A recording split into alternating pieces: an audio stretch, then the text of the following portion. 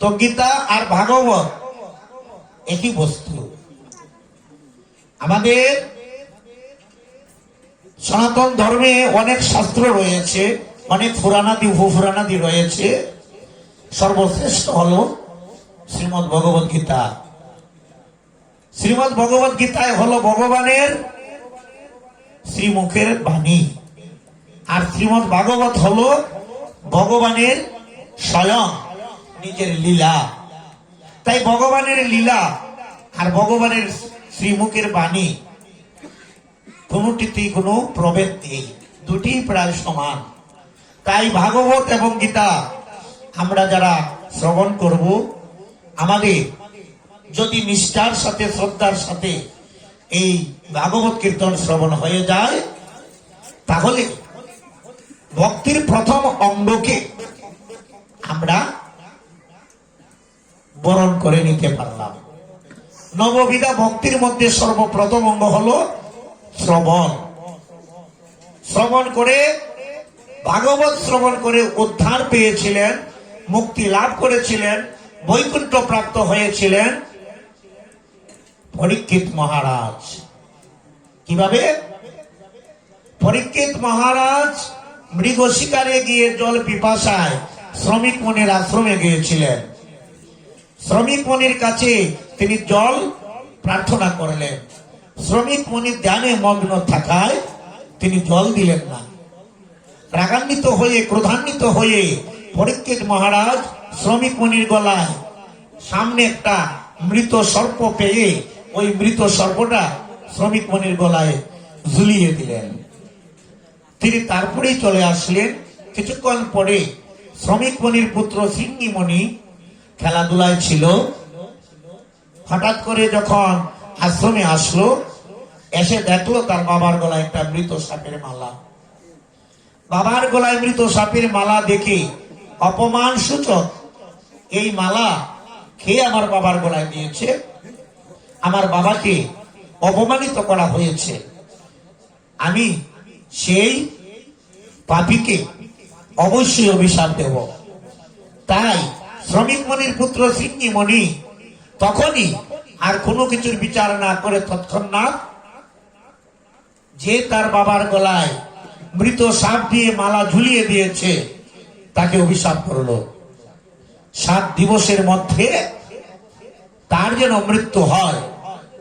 যে আমার বাবার গলায় মৃত সাপ ঝুলিয়ে দিয়েছে আমি অভিসম্পাত করলাম। আমি যদি ওই শ্রমিক মনির পুত্র শৃঙ্গি মুনি হয়ে থাকি, তাহলে 7 দিবসের মধ্যেই যেন সে সর্পাঘাতে মৃত্যুবরণ করে। শ্রমিক মনির ধ্যান ভঙ্গ হয়ে গেল। পুত্রকে বলল, বাবা শৃঙ্গি, কি ঘটলো? কিছু একটা ঘটেছে বুঝি? শৃঙ্গি মুনি বলল, পিতা সত্যি, এই চেয়ে দেখুন আপনার গলায় একটা মৃত সাপ ঝুলে আছে। কে দিয়েছে? শৃঙ্গি বলল, জানি না পিতা, তবে আমি তাকে অভিশাপ করেছি যে আপনার গলায় এই মৃত সাপটি ঝুলিয়ে দিয়েছে তার যেন 7 দিবসের মধ্যে সর্পাঘাতে মৃত্যু হয়। শ্রমিক মুনি সাথে সাথে ধ্যানে বসলেন। ধ্যান করে দেখলেন আশ্রমে এসেছিলেন পরম ধর্মপরায়ণ পাণ্ডুর বংশধর, অর্জুনের বংশধর মহারাজ পরীক্ষিত। আশ্রমে এসে তিনি জল পিপাসায় জল প্রার্থনা করেছিলেন, কিন্তু ওনাকে জল দেওয়া হলো না, অতিথি সেবা হলো না। আর শ্রমিক মুনি তখনই ভাবলেন, যাকে অতিথি রূপে আমাদের কর্তব্য ছিল সেবা করা, তাকে সেবা করতে পারলাম না। অতিথি আমাদের আশ্রম থেকে বিমুখ হয়ে গেলেন, আর তদুপরি আমার পুত্র সিঙ্গি তাকে অভিসম্পাত করলো। তখনই তিনি নিজ পুত্রকে ভর্ৎসনা করতে লাগলেন, গালিগালাজ করতে লাগলেন। তুই সর্বনাশ করেছিস পুত্র, তুই একজন ধর্মপরায়ণ রাজাকে অভিসম্পাত করেছিস, আর মাত্র তার 7 দিন পরে মৃত্যু হবে। অনেক তিরস্কার করার পরে শ্রমিক মুনি বললেন, হে পুত্র সিঙ্গি মুনি, তুমি যখন অভিশাপ দিয়েছ, তাহলে তুমি একটা উপকারও করতে পারো। তুমি পরীক্ষিত মহারাজকে তার মৃত্যু সংবাদটা দিয়ে এসো। সিঙ্গি মুনি তৎক্ষণি পিতার আদেশ নিয়ে পরীক্ষিত মহারাজের প্রাসাদে গেলেন। গিয়ে পরীক্ষিত মহারাজকে বললেন, মহারাজ, আপনি আমার বাবার গলায় মৃত সর্প মালার মতো ঝুলিয়ে দেওয়ায় আমি রাগান্বিত হয়ে আপনাকে অভিসম্পাদ করেছি। 7 দিবসের মধ্যে আপনাকে তক্ষকে দংশন করবে, আপনার মৃত্যু হয়ে যাবে। আর তাই আপনাকে এই সংবাদটা দিতে এসেছি। আপনার মাত্র আর 7 দিন পরমায়ু আছে। পরীক্ষিত মহারাজ আনন্দে উদ্বেলিত হয়ে গেলেন, কারণ মৃত্যু সংবাদ পেয়ে পরীক্ষিত মহারাজ কেন আনন্দে উদ্বেলিত হলেন? আমরা কি মৃত্যু সংবাদ পেলে কেউ কি খুশি হইতে পারবো? আর আমরা কি কেউ কোনোদিন জানতে পারবো আমাদের মৃত্যুর খবর? আমরা কেউ পারবো না। তাই আমার পরীক্ষিত মহারাজ মৃত্যু সংবাদ পেয়ে আনন্দিত হয়েছেন। এজন্যই যে এই পৃথিবীর কোন মানুষ বলতে পারবে না আগামী কাল পর্যন্ত আমি বেঁচে থাকবো। আমরা কি কেউ বলতে পারবো আগামী কাল পর্যন্ত বেঁচে থাকবো? আমরা এখান থেকে হয়তোবা উঠে যেতে নাও পারতে পারি, হয়তোবা এখানেই আমাদের মৃত্যু হয়ে যাইতে পারে। তাই আমরা এমনকি আমাদের এই পৃথিবীর কেউ বলতে পারবে না যে আগামী কাল পর্যন্ত বেঁচে থাকবে। কিন্তু আমার পরীক্ষিত মহারাজ ভাবলেন, আমি তো আজ থেকে আরো 7 দিন পর্যন্ত বেঁচে থাকবো। যেহেতু ঋষির পুত্রের অভিশাপ, 7 দিন পরে আমাকে তক্ষকে দংশন করবে, এর আগে তো আমার মৃত্যু হবে না। তবে এই 7 দিনের মধ্যে আমি সবকিছু ছেড়ে দিয়া আমার সমস্ত রাজ্যের আশয় বিষয় ত্যাগ করে, আমার খাবার দাবার আহার বিহার সবকিছু পরিহার করে একনিষ্ঠ হয়ে গোবিন্দের শ্রীচরণে আত্মসমর্পণ করে যদি এই 7টি দিন যাবৎ আমি ভাগবত কীর্তন শ্রবণ করতে পারি, এই 7 দিন রাত্র যদি আমি ভাগবত কীর্তন শ্রবণ করতে করতে 7 দিন পরে আমার মৃত্যু হয়, তাহলে হয়তোবা এই ভাগবত কীর্তন শ্রবণের কারণে আমি গোলক বৃন্দাবন প্রাপ্ত হইতে পারবো। আর তাই তিনি সিদ্ধান্ত নিলেন, আজ থেকে তিনি ভাগবত কীর্তন শ্রবণ করবেন। কিন্তু ভাগবত কে শোনাবে?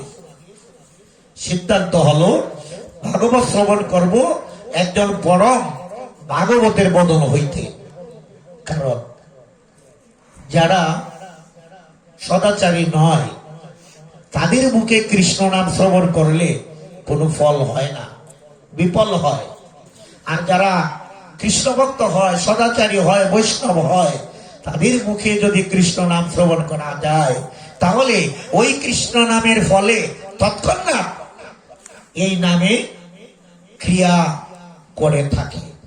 তাই তিনি সিদ্ধান্ত নিলেন ব্যাস পুত্র শুকদেবের বদনে ভাগবত কীর্তন শ্রবণ করব। কিন্তু ব্যাস পুত্র ভাগবত শাস্ত্র তিনি সব জেনে গিয়েছিলেন মায়ের গর্ভে থাকাকালীন। মায়ের গর্ভে তিনি ছিলেন 16টি বৎসর। কারণ তিনি চেয়েছিলেন এই অমায়ার পৃথিবীতে তিনি জন্ম নেবেন না। এই মায়ার জগতের দ্বারাই আসে, তারা কেবল আমার আমার বলে, আমার ঘর, আমার বাড়ি, আমার স্ত্রী, আমার পুত্র, আমার কন্যা, যাবতীয় যা কিছু রয়েছে পৃথিবীর মুখে, আমরা আমার আমার এই শব্দটা ত্যাগ করতে পারি না কেবল মহামায়ার কারণে। সুতরাং আমার শুকদেব এই মায়ার জগতে যাবেন না, এই প্রতিজ্ঞা নিয়ে 16টি বৎসর মায়ের গর্ভে ছিলেন। পিতা ব্যাসদেব গর্ভের সন্তান শুকদেবকে বলল, বাবা তুমি একবার তোমার মায়ের গর্ভ হইতে এই পৃথিবীতে ভূমিষ্ঠ হও। পুত্র বলল, পিতা গো। মায়ের গর্ভে থেকে পুত্র উত্তর দিল, পিতা আমি এই মায়ার জগতে যাব না।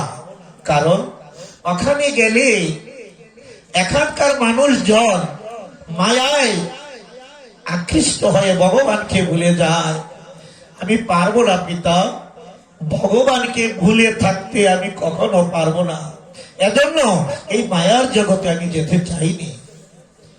শুকদেব যখন এই কথাই বলল, ব্যাসদেব বলল, বাবারে আমি কিঞ্চিত সময় মায়ার সৃষ্টি করব, ততক্ষণে তুমি ভূমিষ্ঠ হয়ে যাও।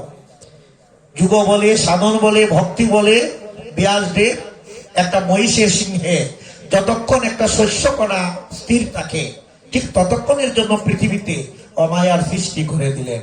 তখনই ব্যাস পুত্র শুকদেবের জন্ম হয়ে গেল। জন্ম হইবা মাত্রই তিনি গৃহত্যাগী হইলেন। এখন পর্যন্ত তিনি গৃহত্যাগী। একটিবার একটা মহিষের সিংহে যতক্ষণ শস্য কণা থাকে ততক্ষণের জন্য একটি জায়গায় তিনি স্থির থাকেন না। নারদ ঋষির মতো তিনিও হলেন যাযাবরের মতো, অর্থাৎ সর্বক্ষণ শুধু ভ্রমণেই থাকেন। সেই পরম ভাগবত শুকদেবকে পরীক্ষিত মহারাজ ডাকলেন। আর শুকদেব তখনই পরীক্ষিত মহারাজের কথা শুনে তিনি ভাগবত পাঠ করতে প্রস্তুতি নিলেন। কেননা কৃষ্ণ কথা যদি বলতে হয় তাহলে যদিও আমি এক জায়গায় এক মুহূর্ত থাকি না, কিন্তু কৃষ্ণ কথা ভাগবত কথা যখন বলবো তখন এক জায়গায় একদিন নয়, যুগ যুগান্তরেও যদি বসে থাকতে হয় তাতেও আমি সম্মত। আর তাই সেই ব্যাস পুত্র শুকদেব ব্যাস আসনে উপবিষ্ট হইলেন ভাগবত কীর্তন করার জন্য। আর পরম ভাগ্যবান শ্রোতা পরীক্ষিত মহারাজ সেই ভাগবত কীর্তন শ্রবণ করতে লাগলেন। ভাগবত কীর্তন এদিকে শুকদেব পাঠ করে যাচ্ছে আর পরীক্ষিত মহারাজ শ্রবণ করে যাচ্ছে। ভক্তির প্রধান দুইটা অঙ্গ, একটা হইল শ্রবণ আর একটা হইল কীর্তন। সর্বপ্রথমে হইল শ্রবণ। শ্রবণের মাধ্যমে ভগবানের কৃপা লাভ হয়ে যায়। নববিধা ভক্তির দুইটা ভক্তির কথা বললাম। 9টা ভক্তির পথ আছে। 9টা পথে আমরা যাইতে পারি। আপনার যে 9টা পথের মধ্যে যেটি আপনার পছন্দ আপনি সেই পথটাই বেছে নিতে পারেন ভগবানকে পাওয়ার জন্য। নববিধা ভক্তি সাধে কিংবা সাধে এক অঙ্গ, নিষ্ঠা হইলে উপজয় প্রেমের তরঙ্গ। তাই পরীক্ষিত মহারাজ 7 দিন যাবৎ ভাগবত কীর্তন শ্রবণ করলেন। শ্রবণ করতে করতে পরীক্ষিত মহারাজের হৃদয় পরম পবিত্র হয়ে গেল, হৃদয় পরম ভাগবতে পরিপূর্ণ হয়ে গেল।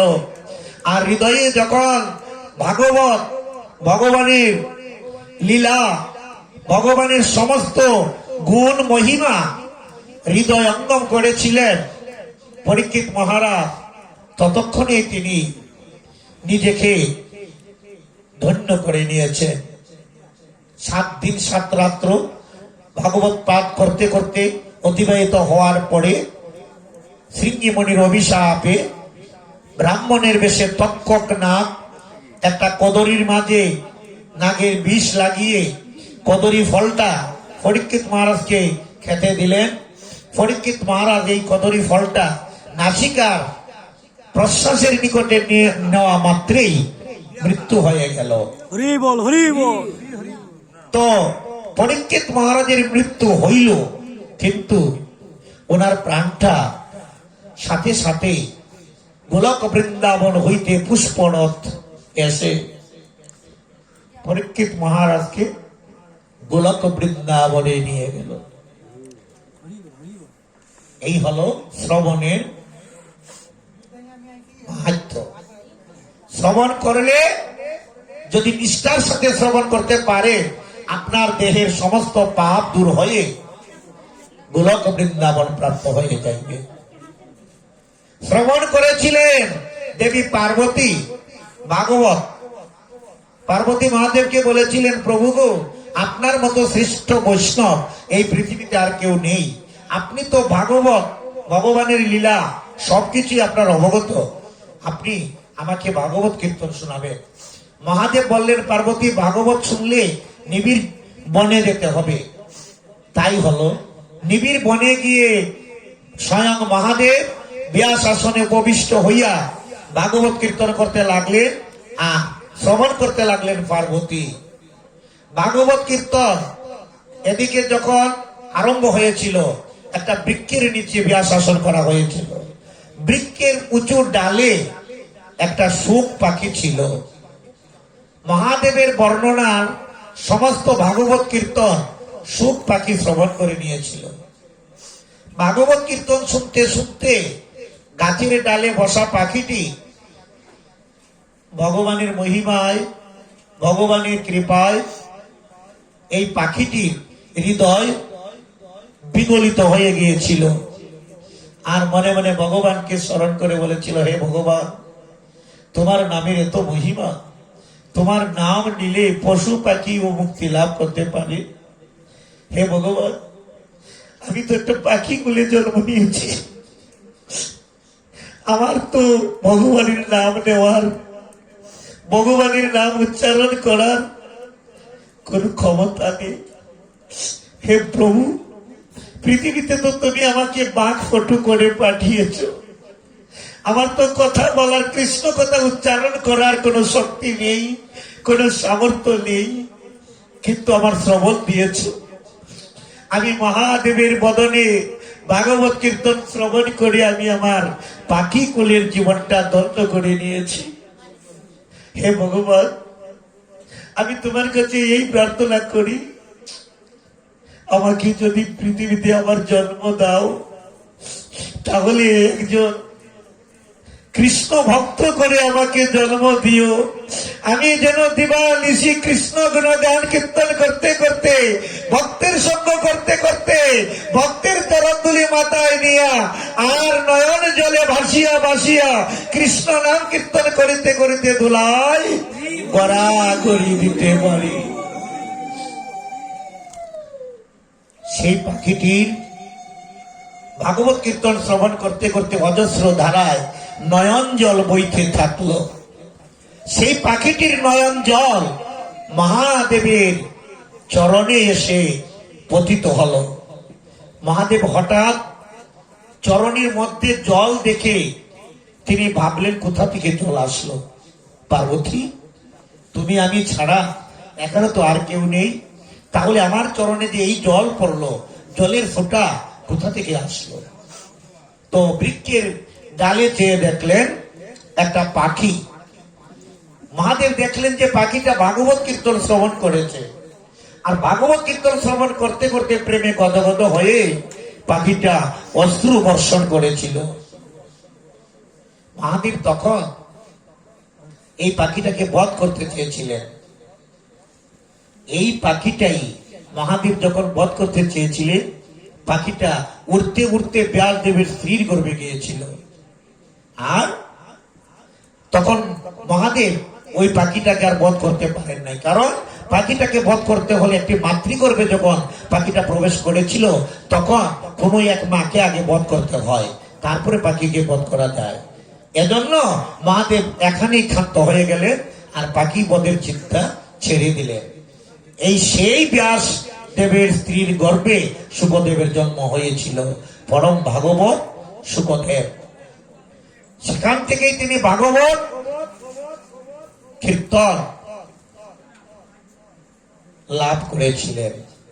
ভক্তগণ, তো শ্রীমদ ভগবত গীতা হলো ভগবানের মুখ নিঃসৃত বাণী। আজ অধিবাস কীর্তনের প্রাক্কালে আমরা শ্রীমদ ভগবত গীতা থেকে একটু এক দুইটি শ্লোক আবৃত্তি করব।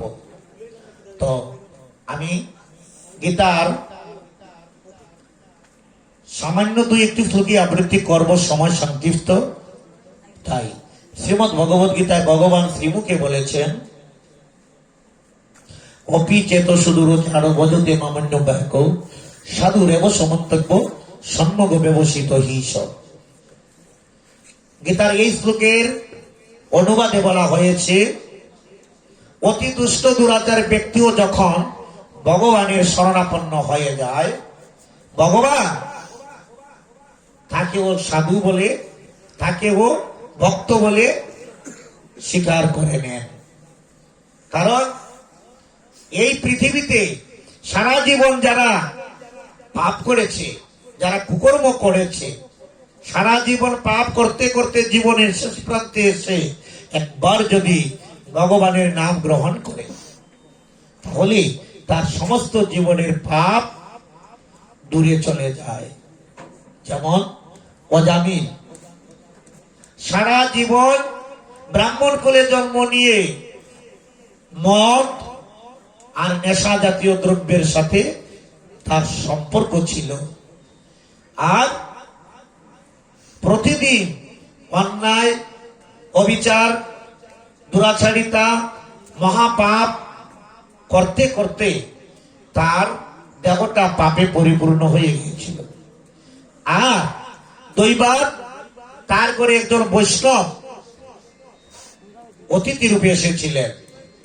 তিনি যখন দেখলেন এই অজামিলের ঘরে কৃষ্ণ নামের কোনো গন্ধ নেই, তাই তিনি চিন্তা করলেন অজামিলকে কিভাবে উদ্ধার করা যাবে। কিন্তু এখানে যদি ভক্তির বীজ রোপণ করতে চাই তাহলে সাড়া গজাবে না, কারণ পাথরে যদি আপনি বীজ রোপণ করেন পাথর থেকে গাছ ওঠে না। জমি যদি চাষাবাদ না হয়, উর্বর না হয়, তাহলে উঠানে যদি আপনি ধানের বীজ রোপণ করেন বা কোনো শস্যের বীজ রোপণ করেন, এখানে কোনো গাছ উঠবে না। মরুভূমিতে কোনো চারা গজায় না। তাই অজামিলের বাড়িটা মরুভূমি হয়ে গিয়েছিল, পাষাণের মতো হয়ে গিয়েছিল। এখানে ভক্তির বীজ কিভাবে রোপণ করা যাবে? তাই এখানে একটা মন্ত্র দেওয়া হয়েছিল।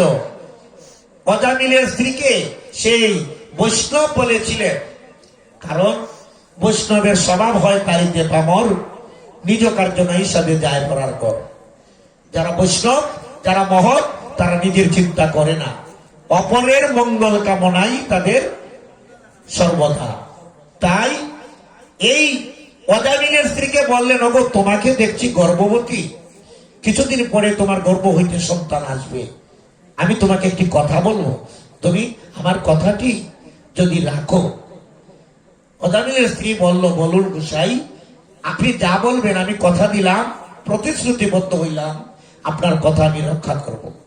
তো গোসাই বললে, তোমার গর্ভের সন্তান যদি পুত্র হয় নাম রাখবে নারায়ণ, যদি কন্যা হয় নাম রাখবে লক্ষ্মী। দেখুন, ভালো ভালো নামের মাহাত্ম্য এখনো আছে। আজকাল আমাদের নামের মধ্যে এমন কিছু নাম এসে গিয়েছে, খ্রিস্টানদের নাম ও হিন্দুদের নাম, কিন্তু প্রকৃত সনাতন ধর্মের নাম যদি রাখা হয়, নামের মধ্যে একটা তাৎপর্য থাকে। কিরকম তাৎপর্যটা একটু বুঝে নিন তো। অজামিলের স্ত্রী যখন সন্তান প্রসব করলো, পুত্র সন্তান, তাই অতিথির কথা স্মরণ করে নাম রাখলো নারায়ণ। তো দুঃখের বিষয়, অজামিল পাপ করতে করতে তার জিহ্বাটা ভারী হয়ে গিয়েছিল। তার জিহ্বায় ভগবানের নাম তো নারায়ণ, এজন্য এই নারায়ণ নাম তার জিহ্বায় উচ্চারণ হয় নাই। ভক্তগণ, কথাটা একটু দৃঢ়ভাবে শ্রবণ করুন। এমন পাপী ছিল অজামিল, যার জিহ্বায় তার নিজের পুত্রের নামটা পর্যন্ত উচ্চারণ হয় নাই, নারায়ণ তার জীবনও বলে নাই। সারাটা জীবন তার পুত্রকে নারা নারা বলতে বলতেই জীবনটা কাটালো। তো জীবনের শেষ প্রান্তে গিয়ে একবার পরিবর্তন হয়ে গিয়েছিল, কারণ মৃত্যু যখন সামনে আসলো, যমদূতেরা যখন চতুর্দিকে ঘেরাও করেছে অজামিলের প্রাণটা নিয়ে যাওয়ার জন্য, তখনই ভয়ে ভীত হইয়া আর নিজের সন্তানের প্রতি অত্যন্ত মায়ার বশীভূত হইয়া, স্নেহে ভালোবাসায় তখন নিজের সন্তানকে প্রাণ ভরে প্রাণ খুলে আকুল কণ্ঠে ডেকেছিল। আর তখনই তার বদনে নারা নারা বলতে বলতে শেষ সময়ে যমদূতেরা যখন চতুর্দিক ঘেরাও করেছিল, ঠিক সেই সময়ে তার বদনে নারায়ণ নাম উচ্চারণ হয়েছিল। হরিবল হরিবল। নারায়ণ নাম যখন উচ্চারণ হয়েছিল, তখন সাথে সাথে বিষ্ণুদূতেরা এসে উপস্থিত হইল। যমদূতেদেরকে বিষ্ণুদূতেরা তাড়িয়ে দিয়ে অজামিলের প্রাণটা তারা গোলক বৃন্দাবনে নিয়ে গেল। দস্যু রত্নাকর ছিল, আর ব্রহ্মার নির্দেশনায় পরবর্তীতে এই দস্যু রত্নাকরও মরাও বলতে পারতো না, তার দিব্যাটাও ভারী হয়ে গিয়েছিল। মরা মরা বলতে বলতে শেষে রাম নাম উচ্চারণ হয়েছিল। আমাদের জিহ্বা এখনো রাম, কৃষ্ণ, নারায়ণ উচ্চারণ করতে পারে। আমরা তাই আমরা বলতে পারি রত্নাকর আর অজামিলের মতো আমরা এত পাপী নই। যদি রত্নাকর এবং অজামিল ভগবানের কৃপা লাভ করতে পারলো, আমরা তো তাদের মতো তো পাপী নই। আমরা তো এখনো রাম, কৃষ্ণ, নারায়ণ বলতে পারি।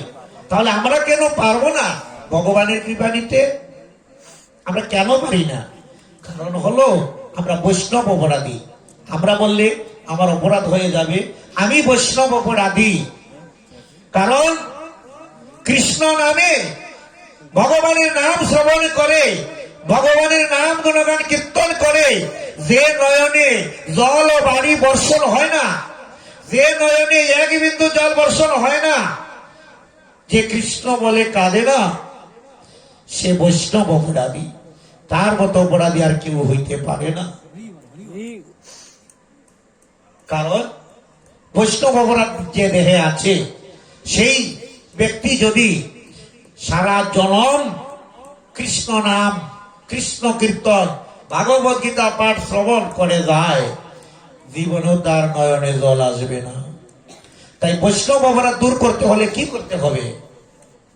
সাধু সঙ্গ, সাধু সঙ্গ সর্বশাস্ত্রে কয়, লবা মাত্র সাধু সঙ্গে সর্বসিদ্ধি হয়।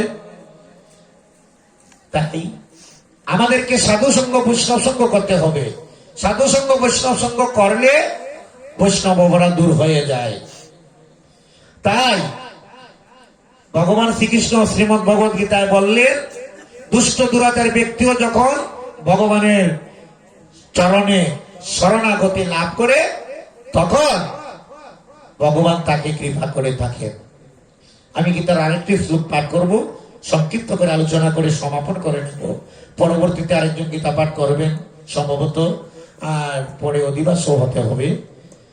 তো পরবর্তী শ্লোকে আমার ভগবান শ্রীকৃষ্ণ বললেন, কিপ্রং ভবতি ধর্মাত্মা সশক্তান্তিক নিগচ্ছতি প্রতিদানী হে নমে ভক্ত প্রণশ্যতি। ভগবান নিজ মুখে বললেন, যারা আমার ভক্ত হয়, যারা আমার পূজা করে, যারা আমায় বন্দনা করে, যারা আমায় শরণাগত হয়, তারাই আমার ভক্ত। আর আমার ভক্তের কখনো বিনাশ প্রাপ্ত হয় না। তিনি বললেন অর্জুনকে, অর্জুন তুমি নগরে নগরে ঢাক ঢোল বাজাইয়া সুউচ্চ কণ্ঠে প্রচার করো, আমার ভক্তের কখনো বিনাশ হয় না। ভগবানের ভক্তির কখনো অমঙ্গল হয় না। ললাটে তিলক নাস্তি, কণ্ঠে নাস্তি কণ্ঠিকা, হৃদয়ে গোবিন্দ নাস্তি, সাক্ষাতে ব্রহ্ম রাক্ষসা। যার ললাটে তিলক নাই, যার কণ্ঠে কণ্ঠিকা নাই, মানে তুলসীর মালা নাই, তার হৃদয়ে গোবিন্দ নাই। আর যার হৃদয়ে গোবিন্দ নাই, সেই এই কলির একমাত্র পাষণ্ড। তাদেরকে ব্রহ্ম রাক্ষসা বলা হয়েছে। তাই ভগবানের ভক্ত হইলে তার কখনো কোনো অমঙ্গল হইতেই পারে না। কারণ সেই ভক্তকে ভগবান সদা সর্বদা রক্ষা করে থাকেন। স্বয়ং ব্রহ্মা এই পৃথিবীতে ভক্ত রূপে জন্ম নিয়েছেন, নাম ধরেছেন হরিদাস। কিন্তু তিনি ছিলেন মুসলমানের লালিত সন্তান। মুসলমানের ঘরে জন্ম থাকায় মুসলমানের ধর্ম গ্রহণ করা ছিল ওনার সমুচিত, কিন্তু তা তিনি গ্রহণ করেন নাই। তিনি ছিলেন পূর্বের স্বয়ং ব্রহ্মা, তাই তিনি মুসলমানে লালিত পালিত হওয়ার পরেও ভগবানের নাম নিয়েছিলেন, কৃষ্ণ নাম নিয়েছিলেন, হরি নাম নিয়েছিলেন। তাই তখন ওনাকে অনেক নির্যাতন করা হয়েছিল। কিন্তু হরিদাস বলেছিল, খণ্ড খণ্ড হইয়া যদি যায় মম প্রাণ, তথাপি না চারিব মুখে মধুর কৃষ্ণ নাম। কারণ এই ভক্তকে ভগবানই রক্ষা করে। যতটা আঘাত হরিদাসকে করা হয়েছিল, সমস্ত আঘাত ভগবান নিজে গ্রহণ করে নিয়েছিলেন। তাই সুধীজন, সময় সংকীর্ণ, আমরা গীতা পাঠে আর দীর্ঘায়িত করতে যাব না। সংক্ষিপ্ত গীতা পাঠ করলাম, আমি এখানে গীতা পাঠ সমাপন করে দিচ্ছি। গীতা পাঠের ফল প্রাপ্তির জন্য সংক্ষিপ্ত করে গীতার গুচ্ছ গোপনীয় নামগুলি স্মরণ করব। গঙ্গা, গীতা চ সাবিত্রী, সীতা, সত্যা, পতিব্রতা, ব্রহ্মাবলী, ব্রহ্মবিদ্যা, ত্রিসন্ধ্যা, মুক্তি গেহিনী, অর্থমাত্রা, জিদানন্দা, ভবগ্নি ভ্রান্তি নাশিনী, বেদত্রয়ী পরানন্দা, তত্তার্থ জ্ঞান মঞ্জুরি, এতে তানি নিজপে নিত্যঙ্গর নিশ্চল মানস জ্ঞান সিদ্ধি লবেন নিতং তথান্তে পরমং পদম। সতীজন, রুগ্ন দেহে নাই হয় কৃষ্ণ ভজন, যেদিকে রূপ সেদিকে যায় মন।